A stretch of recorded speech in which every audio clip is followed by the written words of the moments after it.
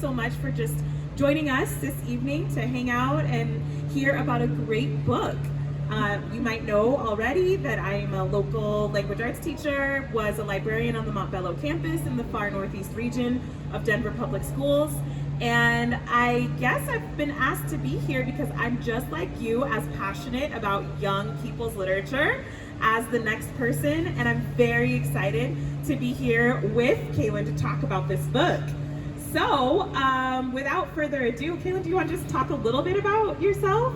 Yeah, my most favorite thing to do is talk about myself. No. I know it's So I'm Kalynn Bayron. I am a young adult and middle grade author. My previous works include Cinderella is Dead, This Poison Heart, This Wicked Fate, and The Vanquishers is my middle grade debut. My passion is writing for young people, and all of my work centers queer Black youth. And I'm just really excited to be here with all of you. Thank you so much for coming. And other than that, I'm really boring, so I'll leave it there. I doubt that somehow.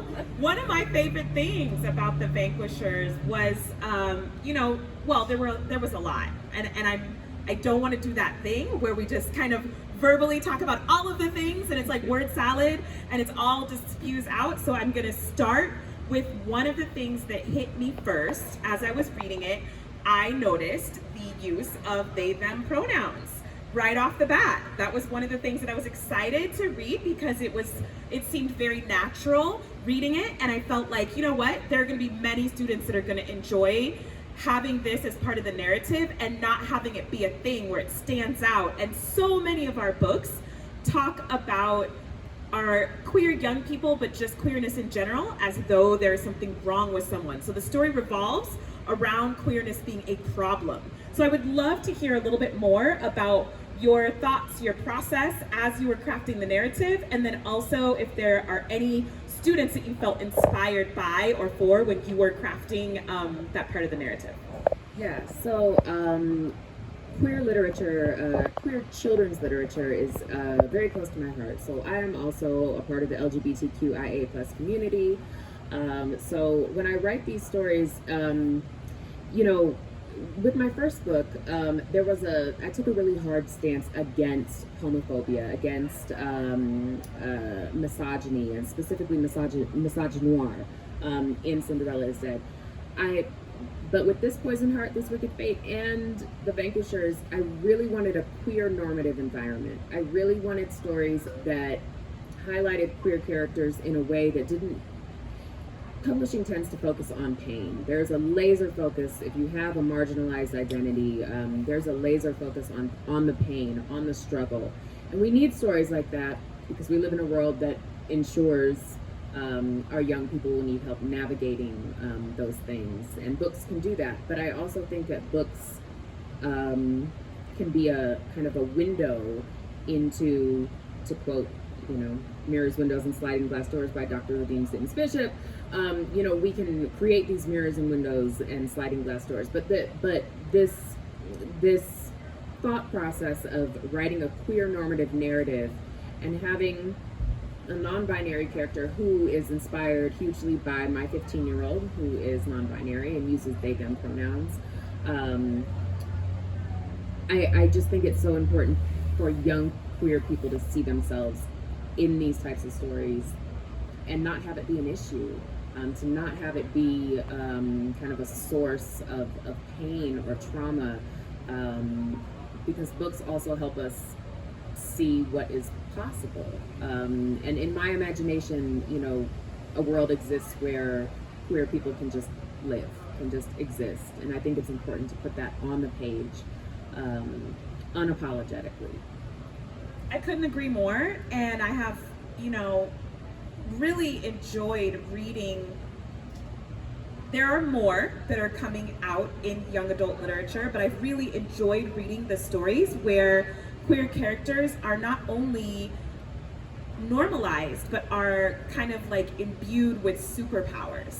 And so one of the things that I really enjoyed about The Vanquishers too is that these young people in my mind, I was trying to draw connections, right? And I saw something in the beginning of the book about Watchmen, and then I saw a few other connections that, you know, throughout the book, you want us to make connections to stories that we already know a little bit, because that's how readers are going to be drawn in. They're going to see themselves reflected, but they're also going to see and like the way that queer kids see themselves in positions of empowerment. And they see themselves not only as being, you know, not only as being superheroes, but as being kind of like these, what do you say? It's a sleuth or like a mystery, because it's a mystery at certain parts too. I don't think that people really are clear about that part. The book is a mystery at certain parts too, and you're drawn in trying to figure out what's happening, and then you have these mystery solvers or people who are, you know, trying to get to the bottom of things. And so the kids come together and they support one another and love one another in ways that I see young people in my classroom actually do in real life. So I think that's really inspiring. Another thing that kind of drew me in was, of course, the cover. You can see right there in the center, girl with braids. So to see Blackness represented, and I'm seeing more and more people on the covers of books with ethnic hair, that's actually something that's really important too. So can you talk a little bit about just cover art is a thing that librarians use to draw young people in.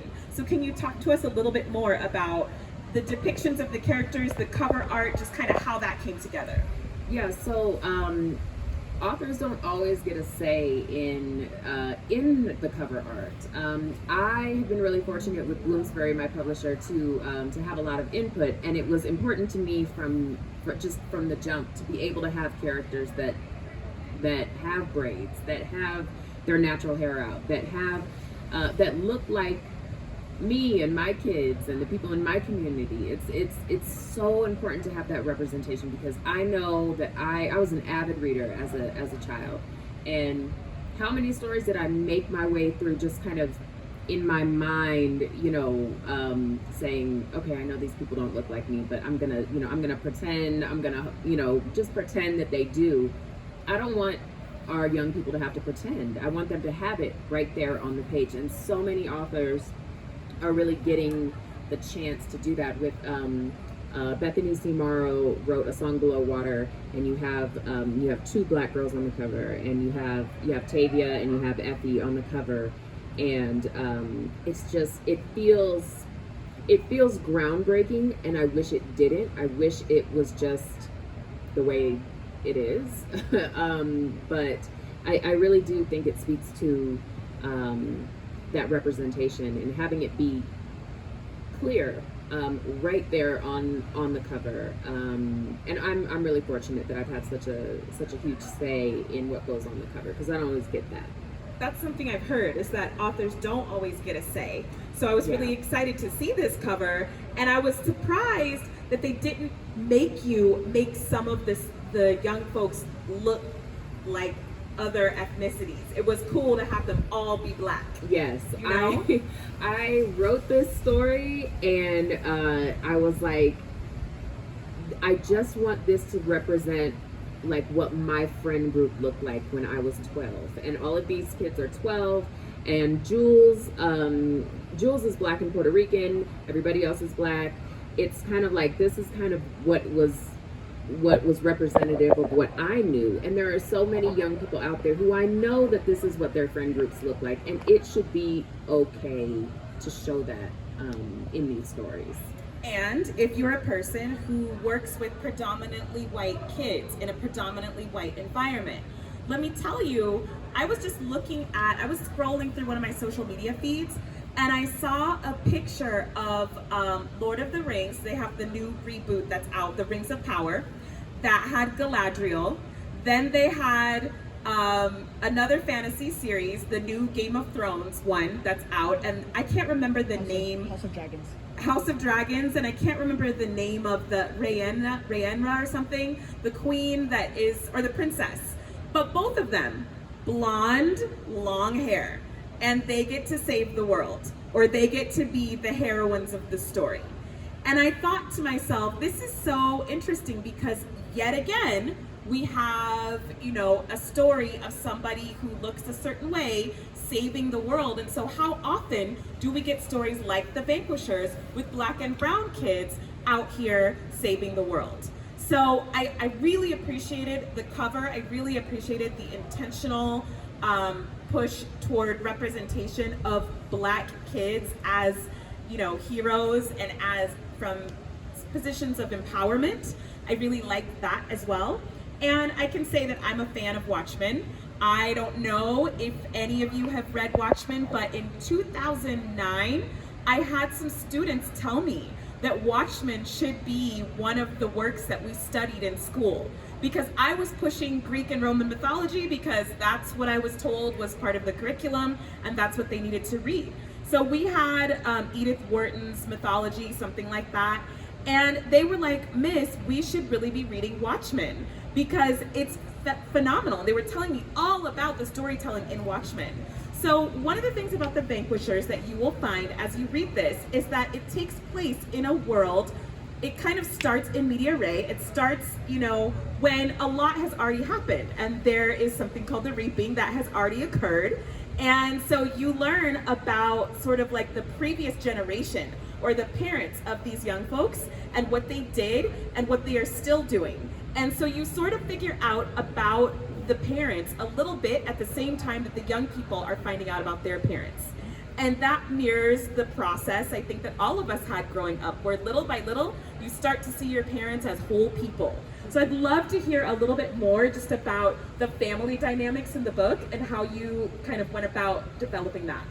Yeah, I think something we see a lot of in children's literature are parents who are either absent altogether or who are just not very involved in the day-to-day, because it makes for easier storytelling as a plot device. For me personally, I really like to see parents involved. I like to see lots of different types of parents involved. So we have Boog, who is with her mom and her dad, and Jules is with their grandma and their mom, and Cedric has two dads, and Aaron is just with his single mom. And so all of these different ways that parents and guardians exist in young people's lives, I think is important to kind of put there. I also think it's really important to have, because I know that I could not have been the chosen one in any situation where my dad was not like knee deep in my business. Like, we're not going out in the middle of the night. We're not sneaking off for 2 days and nobody, you know, and it's fine. Like, it doesn't work like that sometimes. So that kind of representation is really important for me to put in there. And I think that also, kind of like you were saying, I think when we're young, we have this idea about who our parents are and what they represent, and then you get older and you kind of realize, oh, my parents are people. They've gone through things, they've had experiences of their own that I don't even know about. Kind of learning that your parents are human, that they're mortal, you know, it's like that is something that we all come to realize, and kind of representing that here with the kind of revelations that happen in this story, I think is kind of an allegory for that. And yeah, it's just it's important to have stories that talk about parents and caregivers as well, because they play such a huge part in this story. This story could not happen without them in it as well. And I really like how there are times when you question whether the parents and caregivers are making the right decision. That's another thing that I've started to see a lot in young adult and middle grade literature, is parents and caregivers as whole people that are sometimes wrong. And then the young person questions them and actually says, well, you know, you may have misjudged this person, or you were actually mistaken in this assumption that you made. I actually really appreciate that. How sometimes if the caregiver is wrong, then the young person finds a way to call them out on it that is still respectful, is not just confrontational. So I really like that. And of course, you know, I think I, like many people, when reading this book, tried to touch on every vampire story I've ever heard of. So the one that I was obsessed with, of course, was True Blood. And who's the protagonist? Blonde white girl, of course, again. So, one of the things that I was thinking a lot about was Charlene Harris's True Blood series, and then there's a mention of Twilight in here, and I always joke with my students and talk about how at one point I sat down and I actually just devoured 1,000 pages or whatever that was of Twilight book after Twilight book. I had small children at that time, and the world has changed, my literary tastes have changed, the literary world has changed since those books came out. But I do talk to my kids about when they'll say, and when I say my kids, I mean my young people that I'm responsible for at school. I talk to them about their self-imposed limitations. I can only read 150 pages, or I can't read 1,000 pages. And we talk about how you can read forever if you really like the topic. So I think that this is absolutely going to draw people in, especially those who love fan fiction and those who have loved vampire stories. So I'd love it if you would talk a little bit about your inspiration from various vampire tales and how you kind of came up with this world. Yeah, we could probably talk for like an hour about just my obsession with vampires. I think it's just because it started off with Anne Rice. It's all Anne Rice's fault. I was reading Interview with the Vampire way too young, but what are you gonna do? Hey, I respect that. Yeah, I've read every novel Anne Rice has ever written, and I started reading them really young. Middle school, and so that was always kind of there. And then of course Twilight. I read all the Twilight books when they came out, and I was grown with kids, and I read it because it was vampires. Obviously Dracula, which film versions, and then of course the novel version. But I also think that things like I'm gonna forget. Buffy, obviously.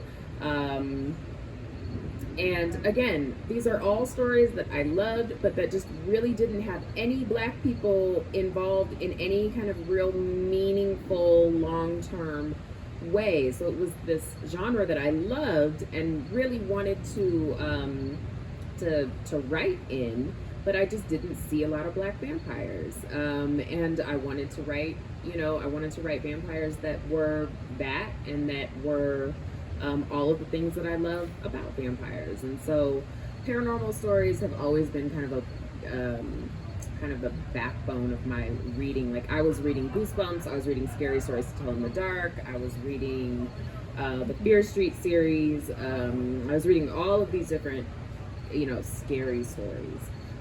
But I wanted to tell those stories for a younger audience, but I wanted to center us in those stories because we're just not there most of the time.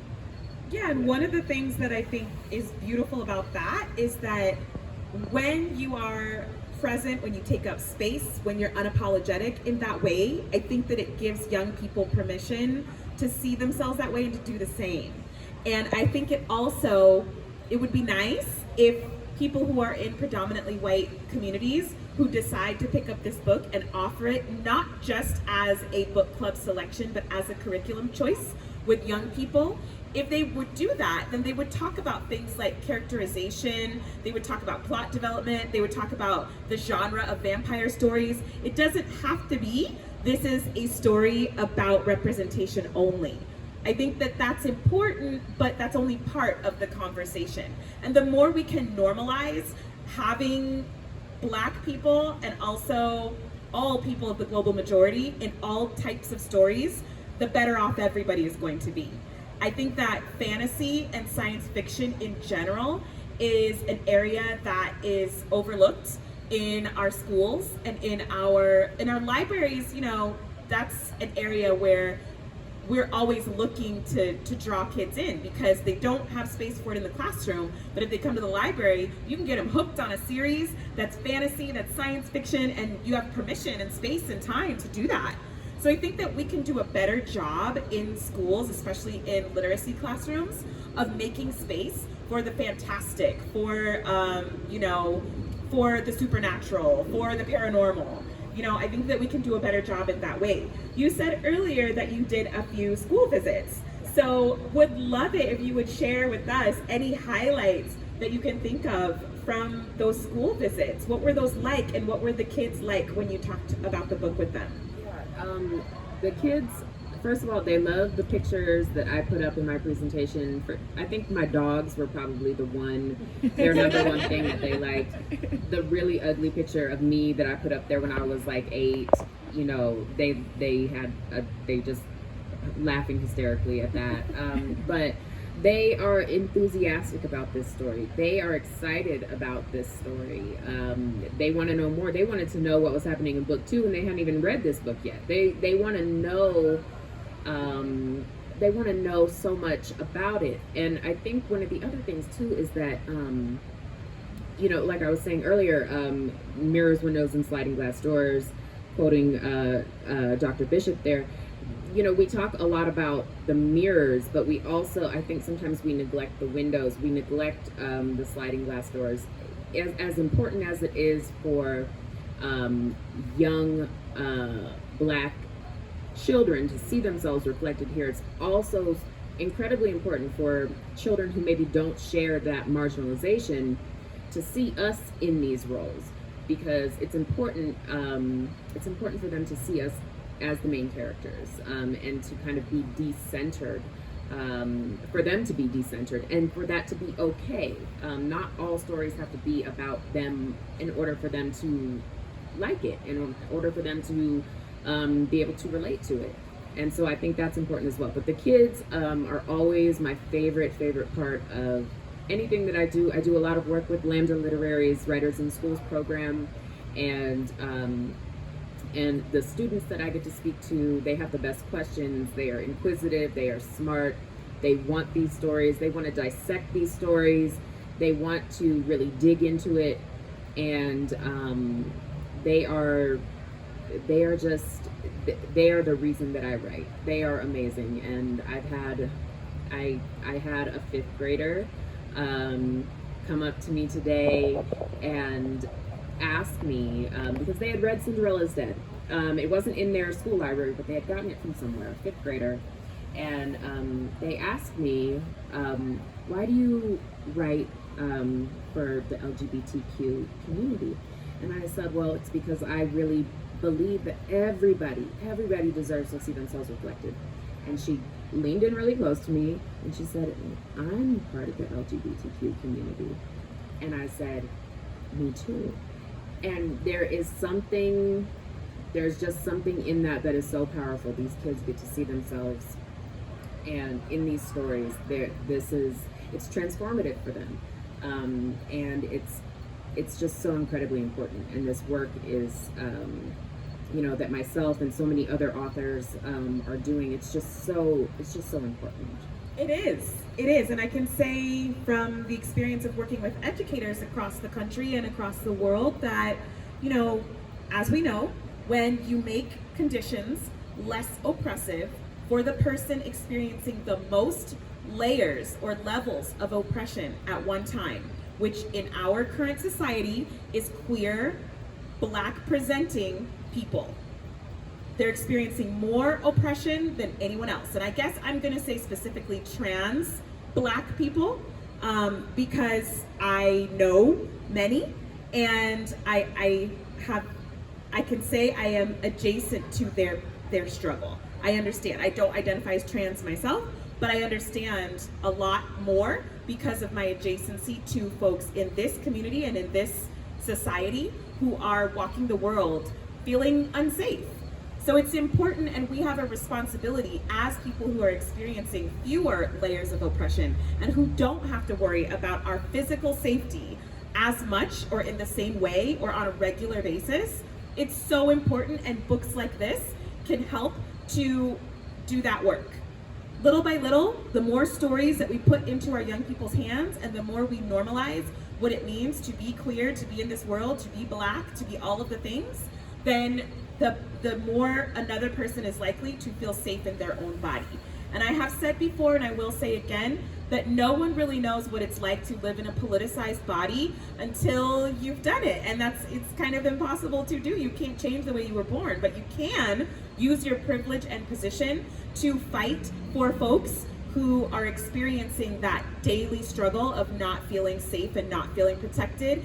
And for our young people, it most often looks like not feeling loved, not feeling safe. There is a GLSEN school safety survey, GLSEN, that you can look up, where young people from across the country talked about how safe or unsafe they felt in school environments.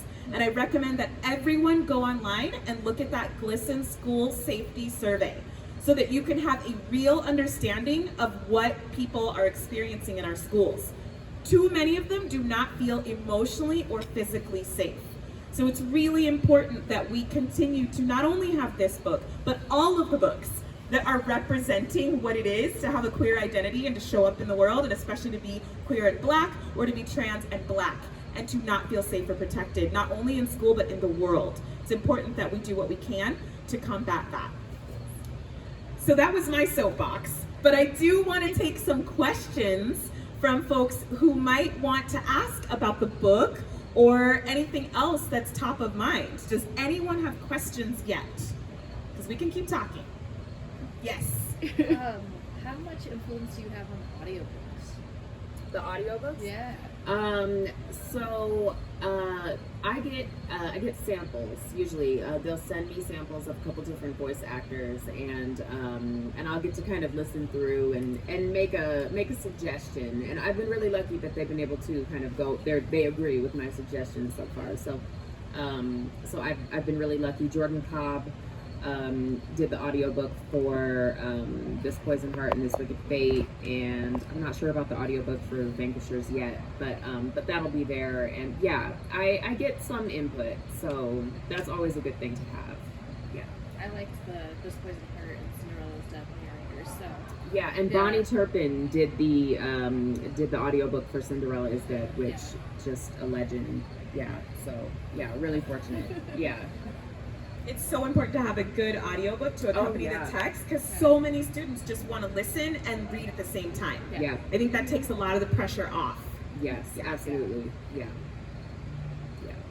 Question. What was it like to see, how can I ask this? Like, what was your reception to see how these books were taken with the book community? Because I know Cinderella Was Dead was published a while ago, but it keeps coming up like randomly in bestsellers list. Yeah. And then This Poison Heart was immediately about hiring. I can't remember what was the best. I'm sorry. But it was like a very warm reception. But like these books really don't exist out there as much. So what was it like to see readers' reception to it? Yeah, it's been a ride. It's been an incredible, journey. I think when you write these books and you put everything you have into them, and then you kind of put it out there in the world, you don't know how it's going to land. You can just kind of hope for the best. With Cinderella Is Dead, I am still blown away by the support that it continues to get to this day. I'm grateful to my readers and to booksellers and educators who continue to put it in the hands of people who really need it. And then my follow-up novels, it's been really nice. I'm an optimist, so I try to think positive and things like that. But I hear the chatter, I hear the kind of background noise and the pushback. And so I always have that kind of worry that maybe it won't land, or but I feel really fortunate that people have been so receptive of the work, and the other opportunities that I get to continue writing about queer Black girls and queer Black families, and I couldn't really ask for anything more than that. Yeah. Do you foresee this becoming like a series? We have a lot of kids that do, follow series, that they like to see these characters develop and change over time. The Vanquishers, yes, it is. It will be. There's a follow-up. Book 2 will be out next year. Book 3 will be out the year after that. So yeah, definitely. The mystery does not get solved in the end. Yeah. I don't know if I live you to believe that, but it's not solved. Yeah, it's ongoing. Yeah, I love to write stories where you kind of get the feeling about 3/4 of the way through that it's going to be good, and then you realize there's not enough pages here to like finish everything that I need to finish, and then we go to the next book. I love that. I also really like that. Yeah. And that's how they used to do it, right? They'd have serials where they would give you just a little bit in the paper, and then you'd have to wait until the Yes. paper came out again. That would have the next chapter of the story. Yes. I was telling someone about shows, how you used to not have Netflix and you could Right. not binge watch things. Right. You had to wait. You know, they were like, what? You had to wait? Yes. I mean, you really had to wait. For some things, I think you still do. Yeah, and Netflix is talking about going back to that format where it's like you get one episode a week, and I'm like, It might be it's good for us. nostalgia. Yeah, I love it. It's like Yeah, Disney Plus does it. Yeah? yeah, Okay. It drops one episode every Friday. I yeah, did not know that. Okay. yeah. Any other questions? Yeah. So I thought it was lovely earlier. I was able to be with Kalynn earlier today at a school, and we were speaking with one of the school librarians about just being grateful for what she does as an educator, as a librarian, and we were talking a little bit about challenged and band, and we just had an event here at this store on Saturday for band company. Could you tell us a little bit about that experience and reaction, all of that? Yeah, so Cinderella is Dead. I found out that Cinderella is Dead was being challenged when it was on that list by Representative Matt Krause in Texas, along with about 800 plus other books. He wanted them all investigated, whatever that means. And then what ended up happening is there were challenges, but then there were actual districts where Cinderella's Dead was pulled from the shelves, where it was banned. Because we talk about bans and challenges, and there's a difference, and but it's just incredibly disheartening to me, because I know, just like the little girl that I got to meet today, I know that there are queer kids in these schools who are looking for these types of stories just to feel seen, just to feel that they are not alone, that there is a place for them, and to have people who probably haven't even read the books speaking out against them in this way is incredibly disheartening. But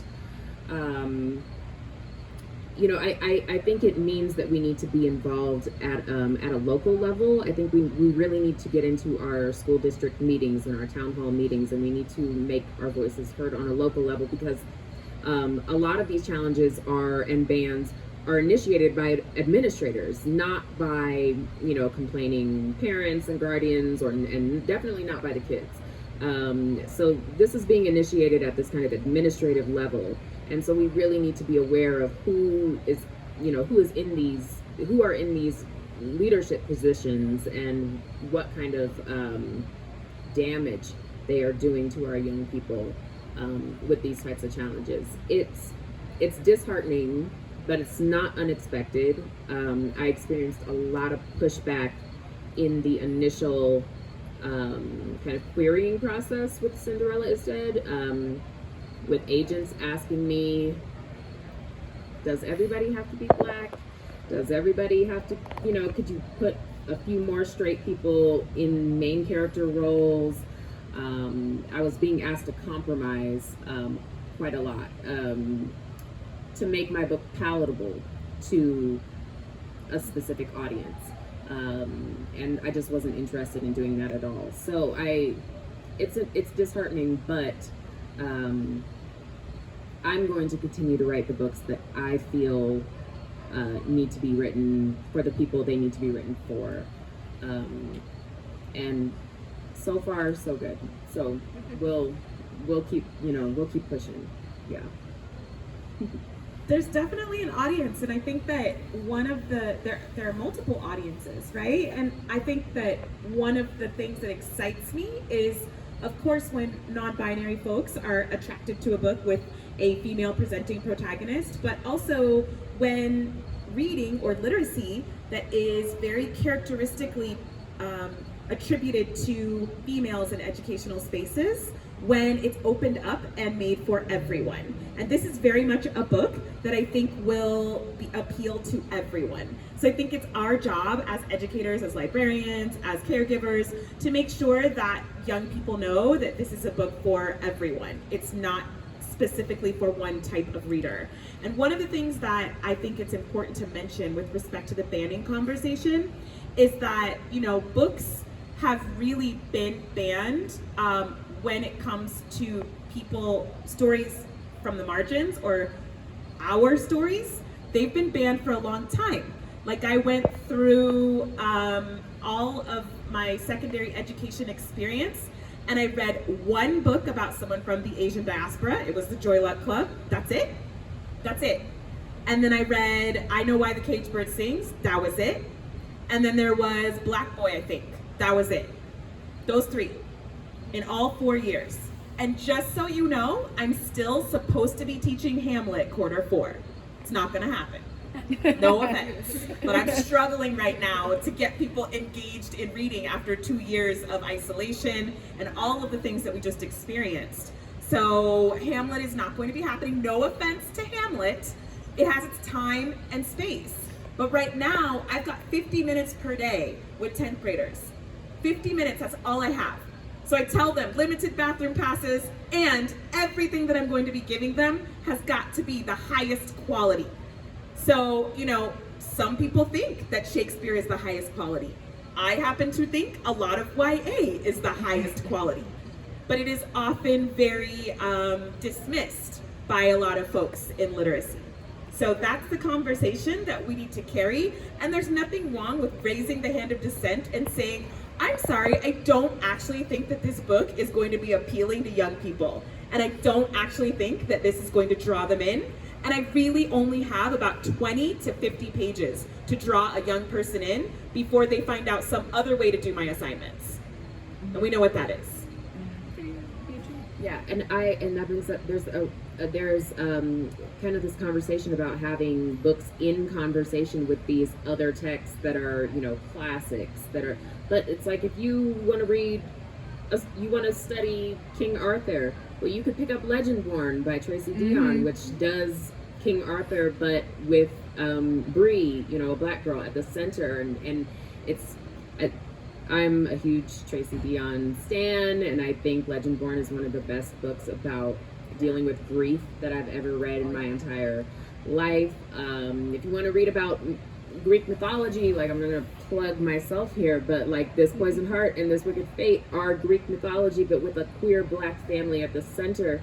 Like, we can still talk about these things, but we can update the texts. We can update the way that we talk to our young people about these things that come up, and I'm really excited about that. That's an exciting thing, because a lot of people ask me, why Greek mythology for This Poison Heart and This Wicked Fate? Like, it's been done to death. And I was like, show me where it's been done with black people at the center, with queer black people at the center. Show me. And so, it doesn't have to be done once. Right? Can it be done multiple times? Because if 10 writers have the same, you know, they're given the same prompt, you're going to get 10 different stories. Like, there is so much there to be done. Yeah, I'm excited about what young people are, you know, able to have access to now. It's just kind of jumping over those hurdles of like, well, this is the curriculum and this is what we're doing, and educators kind of saying, well, is it? Can we do something else? You know. And we can. Yeah. I want to add to that conversation. So my alma mater is CU Denver, and I graduated in 2016, but I still coach. I coach the basketball team now with my husband there. And our players had, like, they know that I'm an avid book reader. And 2 of them were telling me that there's a new elective at CU Denver, and it is about YA books. The professor, there's I think 4 or 5 book list of different YA books. The Hate You Give and Black Flamingo are 2 of the books that they are reading on that list. And I think it's great. And it's an elective now at CU Denver, and I'm just like, where was this when I was in school? But Same. Right. But there are educators out there who are fighting the good fight for us. And the next step is to make it required, Yes. right? Yes. I think the next step is that folks are going to need to have that required reading. And the next step that's even further, the Vanquishers is part of this, is making sure that identities are not monolithic, right? And making sure that we represent the fullness of what it means to be part of any particular group. I was lucky enough to be in Europe this summer, and I met a woman who does a lot of what I do, but she does it over in England, in all of the UK. And she was born on Mauritius, of Indian descent, raised in Scotland, so got a gorgeous Scottish accent. She's all the things. She is African, she is Indian, and she's also Scottish. Try to tell her that she's not. And I thought, like, how refreshing if we could update our ideas of what it means to exist and stop trying to make people one thing and one thing only, and only accepting one idea of identity, but instead say, you know, I'm gonna accept you for your whole self, and I'm curious about you, and I'm interested to know more, and your story is fascinating to me. So the stories like the Vanquishers are needed, and then we are also needed to, again, raise that hand of dissent and say, hey, there's too much in here that's the same. Can we make some space for more variety? Any other questions? Okay, any final thoughts? No, I just want to thank you for being here. This has been an amazing conversation. Thank you for being here. This is just, the support that I'm getting for this story is just nothing that I ever dreamed of. Of course, I hope for it, but it's really just amazing. So thank you so much for taking the time to be here. I really appreciate it. And please, everybody, read the book. Get young people excited for the second one, because I think we're gonna potentially, you know, do more. And I think I would love to do more together. And I'm very much anxiously anticipating the second one. So, yeah, thanks for joining us. Thank you. Thank you.